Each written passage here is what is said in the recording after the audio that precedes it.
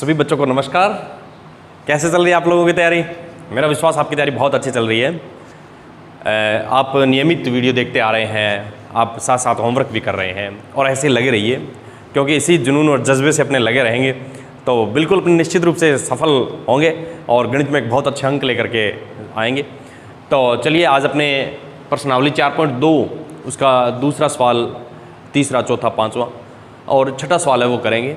तो दूसरा सवाल यदि बच्चों में देखूं तो उसमें दिया गया है कि पहला उदाहरण है उसको हल करना है। तो पहला उदाहरण यही था अपने पास, जॉन और जीवंती वाला। जॉन और जीवंती दोनों के पास कुल मिलाकर 45 कंचे हैं, दोनों 5-5 कंचे खो देते हैं और अब उनके पास कंचों की संख्या का गुणनफल 124 है। तो हम जानना चाहेंगे कि आरंभ में उनके पास कितने कंचे थे। तो पहले तो अपने को इसकी समीकरण बनानी है, द्विघात समीकरण बनाएंगे, फिर उसको हल करेंगे। तो यदि मैं देखूं तो द्विघात समीकरण अपने अध्याय 4 के पहले भाग में, पहला जो पार्ट है वीडियो का, उसमें अपने समीकरण बनाई हुई है। वहाँ से देख करके अपने पुनः बना भी सकते हैं और देख भी सकते हैं। तो चलिए मैं समीकरण है वो लिखता हूँ। तो हल, इसमें माना जॉन के पास कंचे थे वो x थे, माना जॉन के पास कंचे x।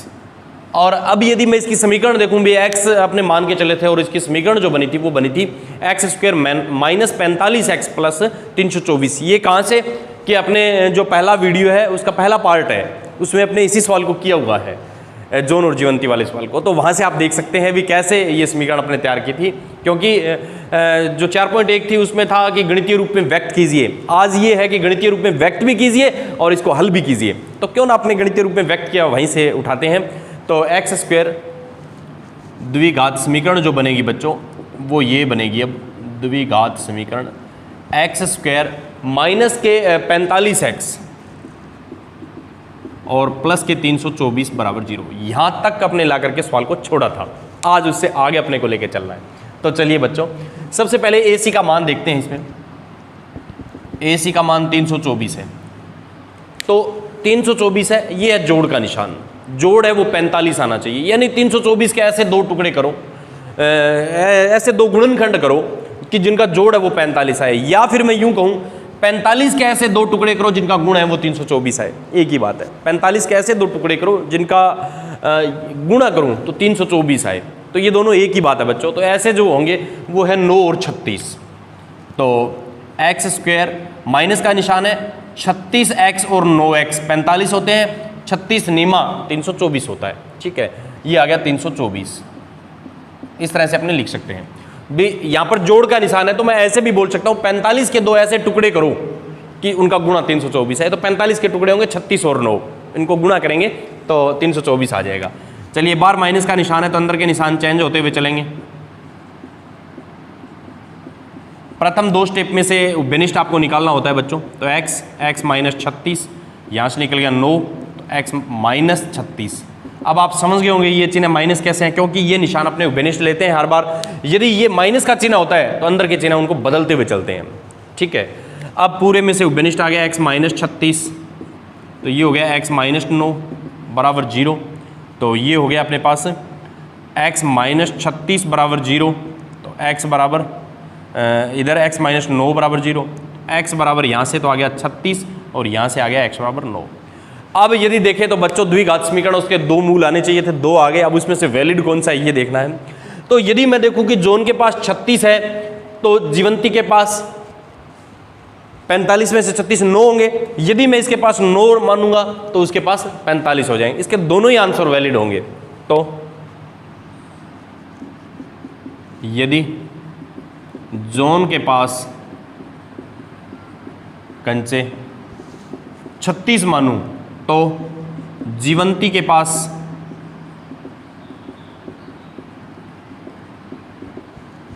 45 माइनस 36 9 कंचे आ जाएंगे। क्योंकि देखो ये जॉन और जीवंती का नहीं है, x अपने मान के चले थे वो तो सिर्फ जॉन का ही तो था ना। तो अपने इसको जॉन और जीवंती नहीं बांट सकते, ये दोनों ही जॉन के हैं। ये जॉन का है तो फिर जीवंती का 9, यदि ये जॉन का 9 है तो जीवंती का 36। इस तरह से अपने मान के चलेंगे। तो मैंने ये माना है यदि जॉन के पास 36 है तो जीवंती के पास 9 कंचे होंगे। यदि मैं यूं लिखूं कि जॉन के पास 9 है तो जीवंती के पास अपने पास 36 कंचे आ जाएंगे। तो इस तरह से अपने इस सवाल को करना है। तो मेरा विश्वास है आपको समझ में आया होगा, और ये जो पीछे का जो पार्ट्स है समीकरण बनानी है वो जरूर आप इसी अध्याय के पहले भाग में देखेंगे। चलिए आगे बढ़ते हैं।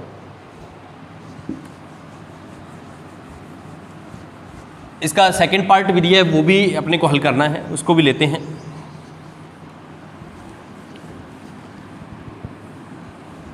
चलिए इसका सेकंड पार्ट लेता हूं। एक कुटीर उद्योग एक दिन में कुछ खिलौने निर्मित करता है। दूसरा सवाल है उसी का ये है, एक कुटीर उद्योग एक दिन में कुछ खिलौने निर्मित करता है। एक दिन में कुछ खिलौने निर्मित करता है।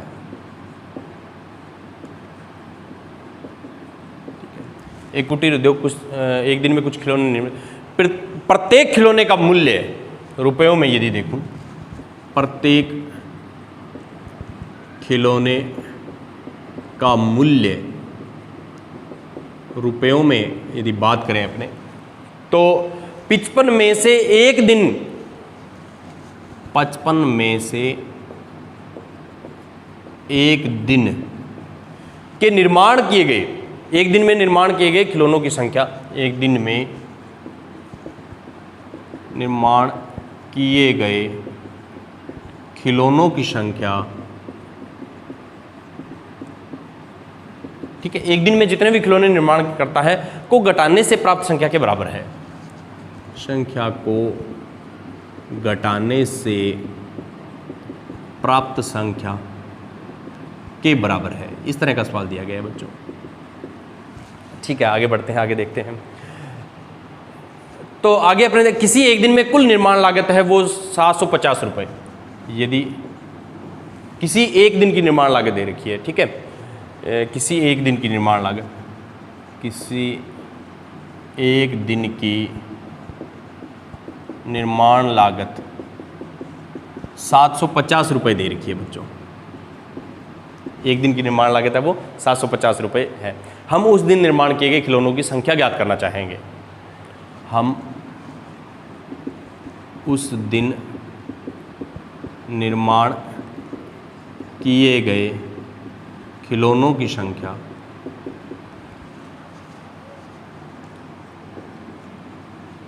ज्ञात करना चाहेंगे।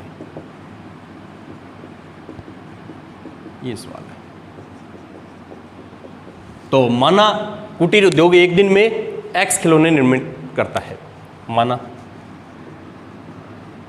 एक दिन में निर्मित खिलौनों की संख्या बच्चों एक्स मान लेते हैं। अब यदि इसी सवाल को मैं देखूं, क्योंकि ये पहला ही तो उदाहरण है, इसमें अपने गणितीय रूप में व्यक्त किया था, तो वो गणितीय रूप था x² माइनस 55x प्लस 750। तो द्विघात समीकरण लिख देता हूं मैं इसकी, जो आप पहले भाग में अच्छी तरह समझ चुके हैं, वहाँ से आप दोबारा भी देख सकते हैं।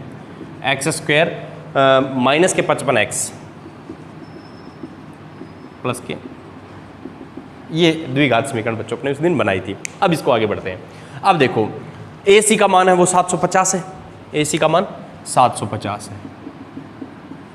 अब यदि यहां पर देखो तो जोड़ है, तो 55 के दो ऐसे टुकड़े करो कि उनका गुणा 750 हो। 55 के दो ऐसे टुकड़े करो, यानी 55 के दो टुकड़े करने, क्योंकि जोड़ है इसलिए 55 के दो टुकड़े करने हैं। यदि यहाँ पर माइनस होता तो यूँ बोलते हैं कि ऐसी दो संख्याएं जिनका अंतर 55 हो, ठीक है। 55 के दो ऐसे टुकड़े करो जिनका गुण है वो 750 है। तो यदि मैं देखूँ बच्चों, तो 30 और 25 जोड़ेंगे तो 55 आएंगे और गुणा करेंगे तो 750 आएंगे। तो x² 30x प्लस 25x 750, इस तरह से लिख सकते हैं बच्चों। भी 55 के दो टुकड़े किए, यानी 750 के दो गुणनखंड है ये 30 और 25, जिनको जोड़ रहे हैं तो 55 आ रहा है, और गुणनखंड है इसका मतलब उनका गुण है वो 750 आ रहा है। तो बार माइनस का निशान है तो अंदर के निशान है वो चेंज होते हुए चलेंगे। प्रथम दो में उभयनिष्ठ x माइनस 30, यहाँ 25 आ गया उभयनिष्ठ, क्योंकि 750 में अपने को पता है 25 का भाग जाता है। ये चिन्ह बच्चों आपको बेनिस्ट लेना ही होता है, पर ये माइनस का चिन्ह यदि आ जाए यहाँ पर तो अंदर के चिन्ह आप बदलते हुए चलेंगे, ये बात ध्यान रखना है आपको। तो x माइनस 30, अब देखो दोनों में बेनिस्ट x माइनस 30, बाकी बच गया x माइनस 25 बराबर 0। तो x माइनस 30 बराबर 0, x माइनस 25 बराबर 0।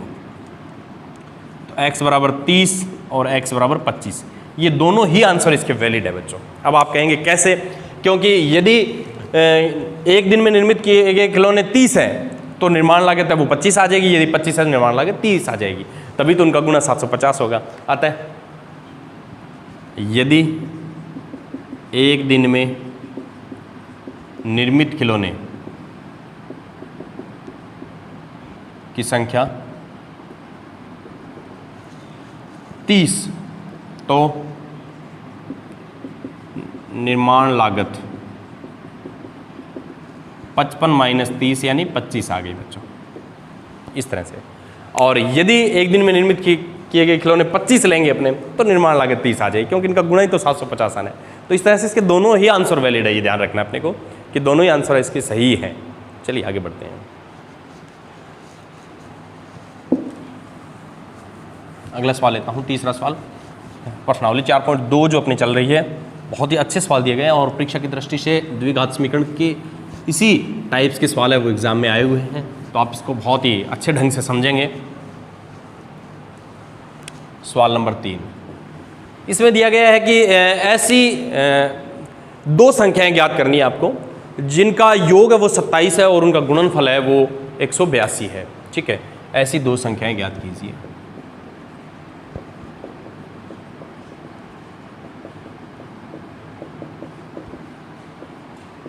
जिनका योग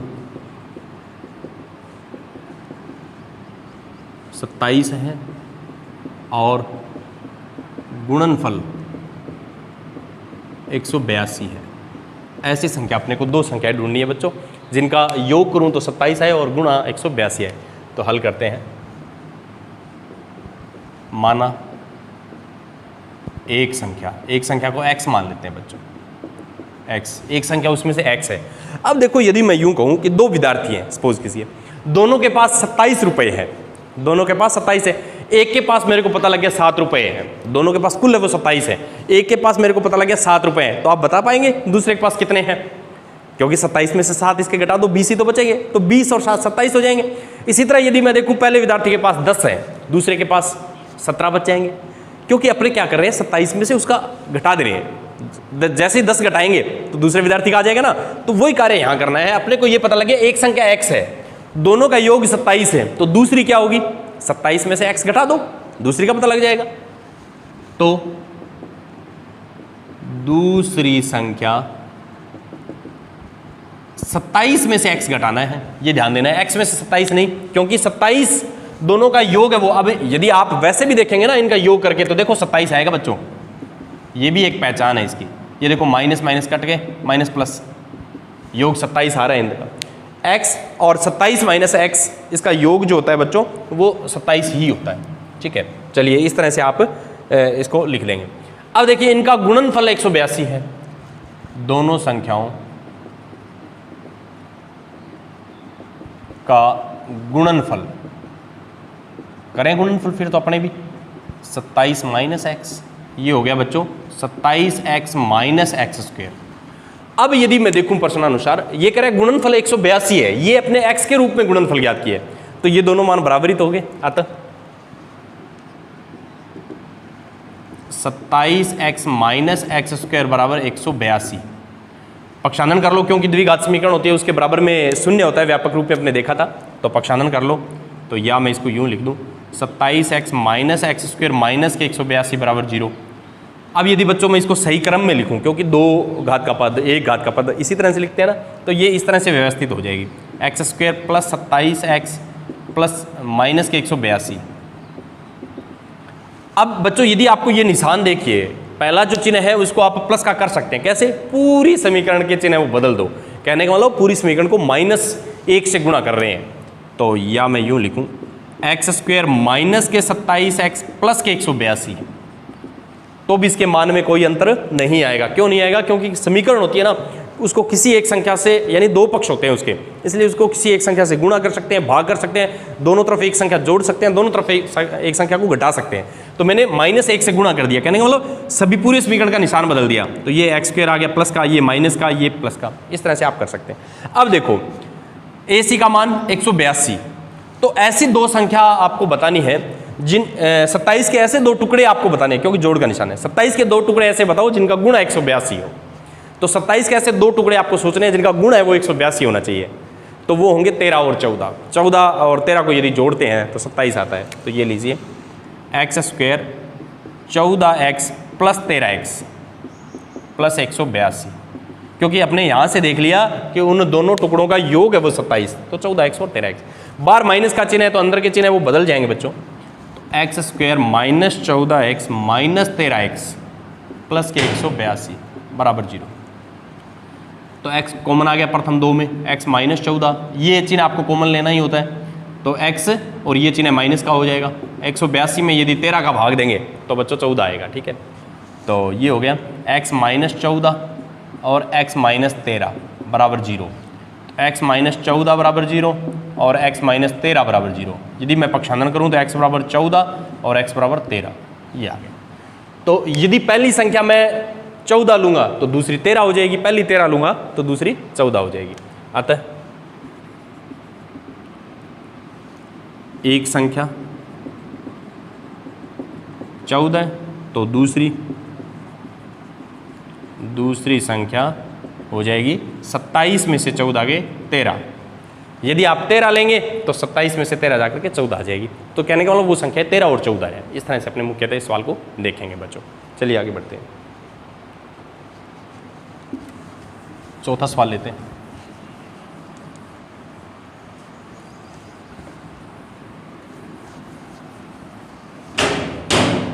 चौथा सवाल यदि मैं देखूं तो मेरे पास है दो क्रमागत धनात्मक पूर्णांकों के वर्ग, दो धनात्मक पूर्णांक ज्ञात करने जिनके वर्गों का योग 365 हो। दो क्रमागत धनात्मक पूर्णांक ज्ञात कीजिए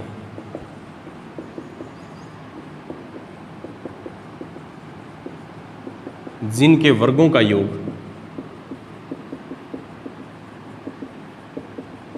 365 है। इस तरह का सवाल है बच्चों, ठीक है।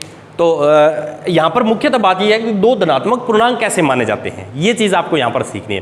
तो धनात्मक पूर्णांक बच्चों देखिए, मान लीजिए इस तरह से आपके पास धनात्मक पूर्णांक की बात कर रहा है तो 1, 2, 3, 4, 5 इस तरह से हो सकता है क्रमागत है, ये 3 और 4 हो सकता है वो 27 और 28 हो सकता है वो 64 और 65 हो, अपने को तो पता नहीं है। तो अपने इसको मानने कैसे हैं, अपना मुख्य सवाल ये है यहाँ पर। तो बच्चों इसको मानना है तो मान लीजिए इसको x मानेंगे तो ये x + 1 होगा। हमेशा धनात्मक पूर्णांक है ना, वो लगातार ये कह रहा है कर्मागत का मतलब उसमें अगला ठीक अगला, तो ठीक अगला कब आता है, एक जोड़ने से तो आता है। तो माना दो कर्मागत धनात्मक पूर्णांक। तो बच्चों इस तरह से मान सकते हैं x और दूसरा हो गया x + 1। देखो ये चीज यहां पर ध्यान देनी है आपको कि एक x है तो दूसरा x + 1 होगा, क्योंकि धनात्मक कर्मागत कह रहा है तो एक के अंतर से। अब प्रश्नानुसार देखिए, थोड़ा सा यहां पर आपको ध्यान देना है। प्रश्नानुसार जिनके वर्गों, इनका वर्ग x का वर्ग x² और x + 1 का वर्ग x + 1 का होल स्क्वायर, इनके वर्गों का योग, इनका योग 365 है, यानी इसके बराबर 365 है। ये देखो द्विघात समीकरण के रूप में मैं लिखने का प्रयास कर रहा हूं, जैसे इसने कहा है प्रश्नानुसार वैसे ही मैं इसको व्यक्त कर रहा हूं। जिनके वर्गों यानी इन दोनों के वर्गों, इसका वर्ग और इसका वर्ग का योग, इनका योग 365 है, इसका मतलब इसका मान है वो 365 आएगा। तो इस तरह से मैं इसको लिख सकता हूं। अब देखिए इसको हल करेंगे तो पहला तो ये हो जाएगा x², ये बच्चों a + b की होल स्क्वायर की सर्वसम्मिका, तो इसको अपने इस तरह से व्यक्त करते हैं a² 2ab + b², ठीक है। तो ये हो जाएगी x² + 2x × 1, ठीक है, प्लस 1 का वर्ग बराबर 365, a² + 2ab + b²। तो x² 2x + 1 बराबर 365, x² और x² जुड़ गए 2x² 2x प्लस 1 बराबर 365, पक्षांतरण करें क्योंकि द्विघात समीकरण के बराबर में तो 0 होता है ना, तो 2x² plus 2x plus 1 minus 365 बराबर 0, 2x² 2x माइनस के 364 आ गया बच्चों, इस तरह से आ गया। अब देखो पूरी समीकरण में दो बेनिस्ट दिखाई दे रहा है आपको, सरल हो जाएगी समीकरण इस तरह का, क्योंकि समीकरण में अपने निकाल सकते हैं, बहुपद में ऐसे नहीं निकाल सकते बेनिस्ट, समीकरण में निकाल सकते हैं। कैसे देखिए, दो बेनिस्ट निकाल लिया तो x² प्लस x माइनस के ये हो गया 1 8 2, ये हो गया। अब ये देखिए ये 2 गुणा में दूसरी तरफ जाएगा तो भाग में, 0 के कोई संख्या भाग में जाए तो वो 0 हो जाती है, तो इसका मतलब 2 को यहीं छोड़ दीजिए आप पीछे, अपनी द्विघात समीकरण इस रूप में आगे लेके चलना है आपने, इस तरह से x² प्लस x माइनस 120।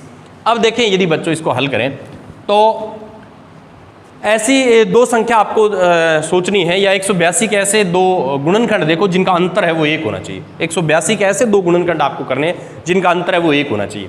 तो 182 के गुणनखंड अभी अपने देखे थे 13 और 14, 14 में से 13 घटाएंगे तो 1 आएगा, तो लिखिएगा x² प्लस 14 में से 13 घटाएंगे, बार प्लस का निशान है, कोई अंतर नहीं आना है। प्रथम दो पद में कॉमन x आ गया बच्चों, तो x प्लस 14, यहाँ माइनस तो बेनिस्ट निकालना ही है 13, तो ये फिर हो गया x, यहाँ बार माइनस निकाल दिया तो ये प्लस हो गया बच्चों, तो x प्लस 14 और x माइनस 13, तो x प्लस 14 बराबर 0 और x माइनस 13 बराबर 0, x बराबर माइनस के 14 और x बराबर प्लस के 13।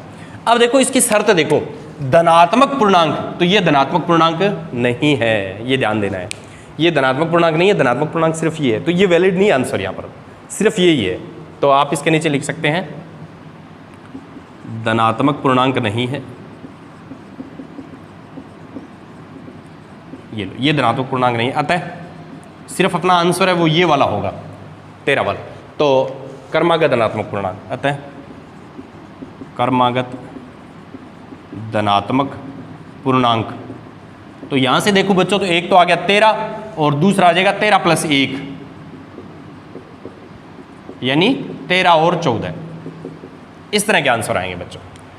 ये आंसर अपने को -14 नहीं लेना है, क्यों नहीं लेना है, क्योंकि इसने कहा था धनात्मक पूर्णांक होना चाहिए, तो धनात्मक पूर्णांक नहीं है ये अपना आंसर है वो वैलिड नहीं है, अपना सिर्फ 13 है, तो 13 x का मान 13 मान लिया तो फिर 13 प्लस 1 हो जाएगा। ठीक है, चलिए आगे बढ़ते हैं। 5वां सवाल लेता हूं इसका मैं।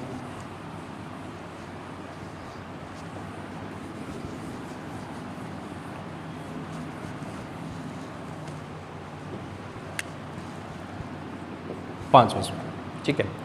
एक समकोण त्रिभुज की ऊंचाई है वो उसके आधार से 7 कम है। एक समकोण त्रिभुज की ऊंचाई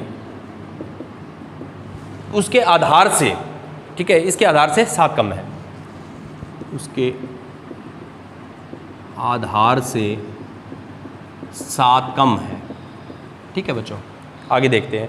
यदि कर्ण उसका दे रखा है 13 सेंटीमीटर का हो तो, यदि कर्ण 13 सेंटीमीटर हो तो शेष दोनों भुजाएं ज्ञात कीजिए, शेष दोनों भुजाएं ज्ञात कीजिए, ये सवाल दिया गया है।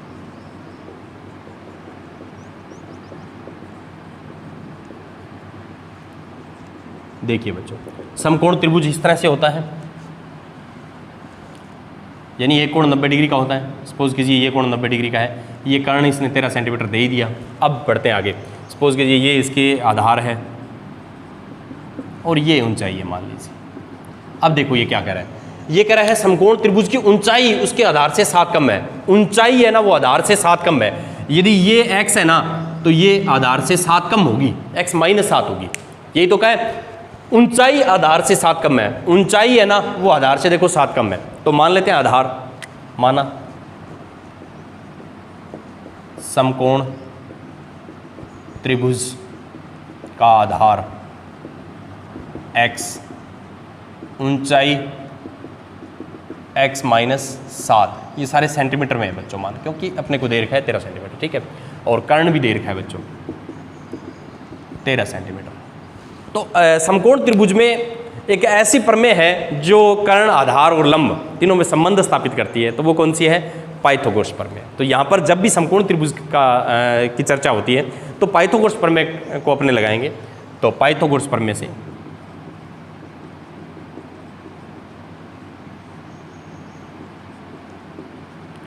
पाइथागोरस प्रमेय क्या होती है?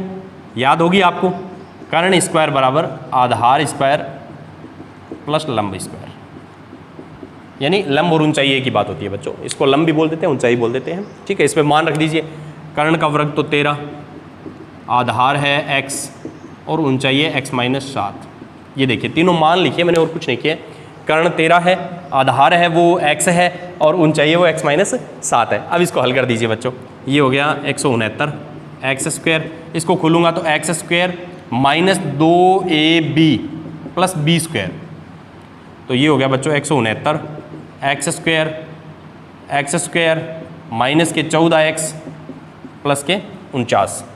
अब यदि मैं देखूं बच्चों तो ये हो गया 2x स्क्वायर, तो 2x स्क्वायर माइनस के 14x माइनस के 49 बराबर 169 ऐसे लिख सकते हैं, क्योंकि ये बराबर में तो चाहे मैं इधर लिख दिया है उधर लिख दिया उससे कोई फर्क नहीं पड़ता। 169 आगे था उसको पीछे लिख दिया, है तो बराबर ही। अब देखिए बराबर में अपने को 0 लेके आना, तो ये पद उठा करके मैं इधर लेके आऊँगा, तो 2x square minus 14x plus 49 minus 169 बराबर 0। तो ये हो गया बच्चों आपके पास 2x square minus 14x minus के, ये हो गया 120। तो यहाँ पर ध्यान से देखें तो बच्चों ये सवाल है वो बहुत आसान हो सकता है। कैसे? क्योंकि अपने इसमें देखें कि 2 है वो बेनिस्ट आ रहा है, तो 2 बेनिस्ट निकाल लीजिएगा। तो ये हो गया 2 बेनिस्ट निकाल लिया, एक्स स्क्वायर माइनस के 7x और माइनस के 60 बराबर 0। इस 2 को पीछे छोड़ देंगे, क्योंकि कार्ड मैंने आपको बताया था कि ये 2 यहाँ पर गुणा में दूसरी तरफ जाएगा तो भाग में 0 के कोई संख्या भाग में जाती है वो 0 ही हो जाती है। तो ऐसी 2 संख्या आपको सोचनी है, या यूं कहूं कि 60 के ऐसे 2 गुणनखंड करो कि उनका अंतर है वो 7 होना चाहिए। 60 के 2 ऐसे गुणनखंड आपको करने हैं जिनका अंतर 7 होना चाहिए। तो 60 के गुणनखंड देखूं मैं 12 और 5, 12 5 60, 12 में से 5 गए 7। तो देखिए कितना रोचक सवाल है, एक्स स्क्वायर माइनस 12 में से 5 गए, देखिए अंतर कहा था तो 12 में से 5। अब बार माइनस का निशान है तो अंदर के निशान बदलते हुए चलेंगे। प्रथम 2 में उभयनिष्ठ x आ गया तो x माइनस 12, इसमें 5 आ गया तो x माइनस 12 बराबर 0, पूरे में x माइनस 12 उभयनिष्ठ तो x प्लस 5 बराबर 0, x माइनस 12 बराबर 0 तो x प्लस 5 बराबर भी 0, तो x बराबर 12 और x बराबर माइनस 5। ये 2 आंसर आ गए। अब देखो अपने को पता है कि ऊंचाई है वो ऋणात्मक नहीं हो सकती, ऊंचाई है वो ऋणात्मक नहीं हो सकती, इसलिए अपने इस आंसर को नहीं लेंगे, ऊंचाई ऋणात्मक नहीं होती। तो यहाँ पर लिख देंगे कि भुजा की माप ऋणात्मक नहीं हो सकती, अतः आधार 12 सेंटीमीटर और ऊंचाई हो जाएगी बच्चों 12 माइनस 7 यानी 5 सेंटीमीटर। इस तरह से सवाल को करना है, इस तरह से अपने इस सवाल को देख सकते हैं। तो ये मैंने सवाल हल कर लिया। चलिए आगे बढ़ते हैं, अगला सवाल लेते हैं।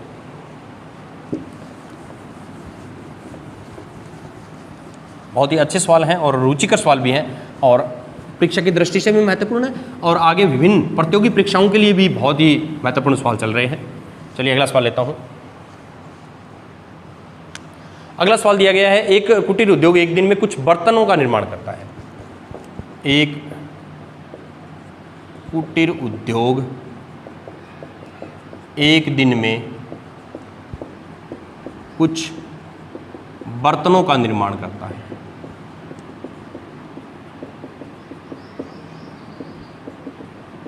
ठीक है, इस तरह से दिया गया है। एक विशेष दिन यह देखा गया कि एक विशेष दिन यह देखा गया कि एक विशेष दिन में यह देखा गया कि प्रत्येक नग की निर्माण लागत, प्रत्येक नग की निर्माण लागत रुपयों में, ठीक है, कितनी है? उस दिन में निर्माण किए गए बर्तनों की संख्या उस दिन निर्माण किए गए बर्तनों की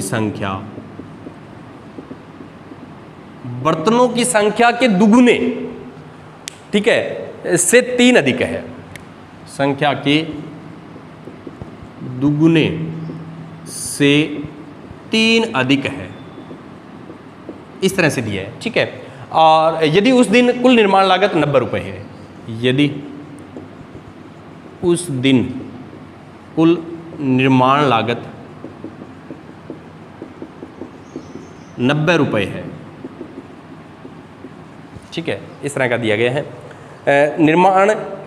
निर्मित बर्तनों की संख्या ज्ञात करनी है और प्रत्येक नग की निर्माण लागत है वो ज्ञात करनी है। निर्मित बर्तनों की संख्या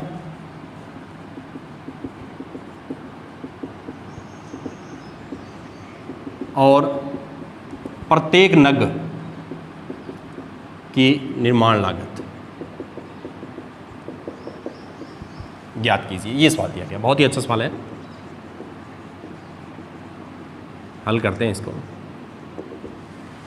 एक कुटीर उद्योग एक दिन में कुछ बर्तनों का निर्माण करता है, तो माना एक दिन में निर्मित बर्तनों की संख्या, एक दिन में निर्मित बर्तनों की संख्या x मान लेता हूं बच्चों, ठीक है। अब देखिए आगे क्या कह रहा है, प्रत्येक नग की निर्माण लागत जो कह रहा है, तो प्रत्येक नग की निर्माण लागत दुगने से 3 ज्यादा है। ये देखो निर्मित बर्तन है, उसका दुगने से भी 3 ज्यादा है, तो 2x + 3 हो जाएगा, ठीक है। अब कह रहा है कि कुल निर्माण लागत 90 रुपये है, तो अपने भी कुल निर्माण लागत ज्ञात करें। उस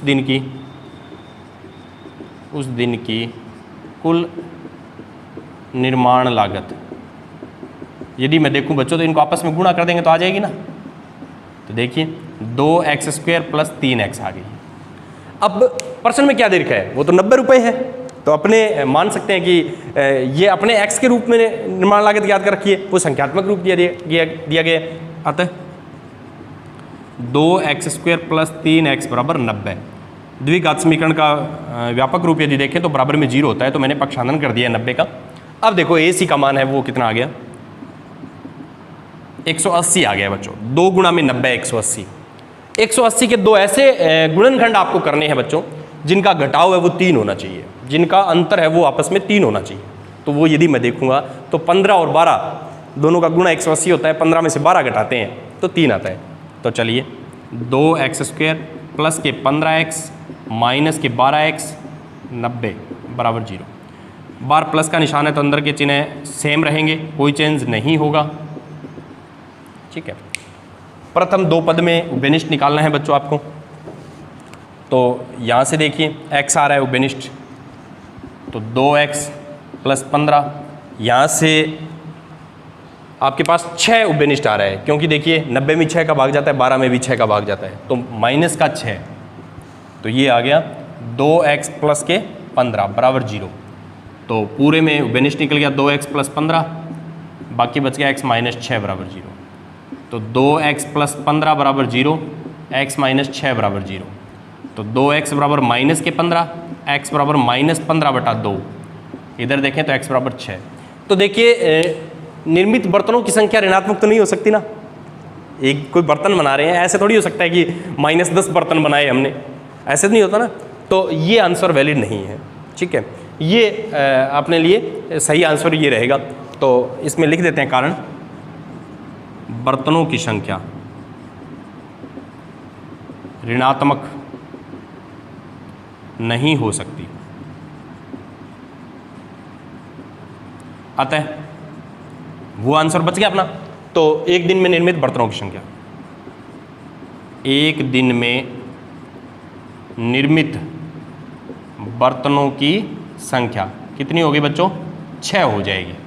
निर्मित बर्तनों की संख्या 6 हो जाएगी और निर्माण लागत है वो हो जाएगी, निर्माण लागत, उस दिन की निर्माण लागत है वो इसमें 6 रखेंगे, तो ये आ गया 6 दूनी 12 और 3 15 आ गया बच्चों।